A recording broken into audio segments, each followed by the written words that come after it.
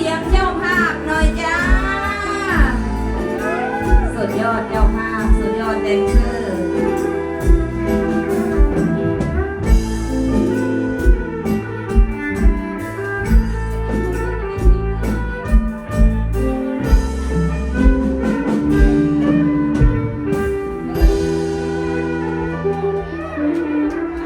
โอ้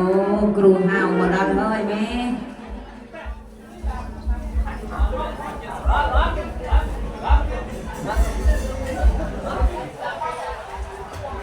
โอ้นะครับนี่ดูจุกเนาะ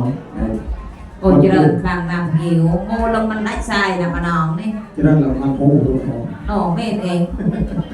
เคยทางเกิดทางเด็กบัญชีค่ะเด็กบัญชีในกระดูกกินละใบทางกินละมือกระตึ้งฟังนะกระดูกทางกระตึ้งกรูฮาวในโรงเย็นโมในกิทางมังเอิญไปจุยบอลกระเทียมนู่นตู้เนี่ยกระตึ้งมือฟังเนี่ยบัญชีก็จะยืมตู้จะยืมโมกิทายงสู้นะฮังกิทายงเรื่องโมมันได้ทรายนะพนองโมดาเลยก็พอเริ่มก็เริ่มแต่เนื้อแม่เอ้ยโมไปพอตื่นเลยก็เริ่มคลาอ้อยบัดชื่อกับบ้านถึงวง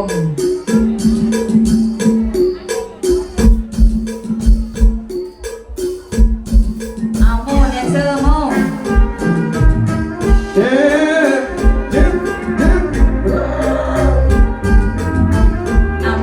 มาแล้วพี่น้อ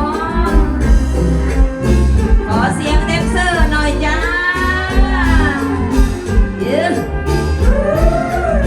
โอ้ยบ้านจุ่ม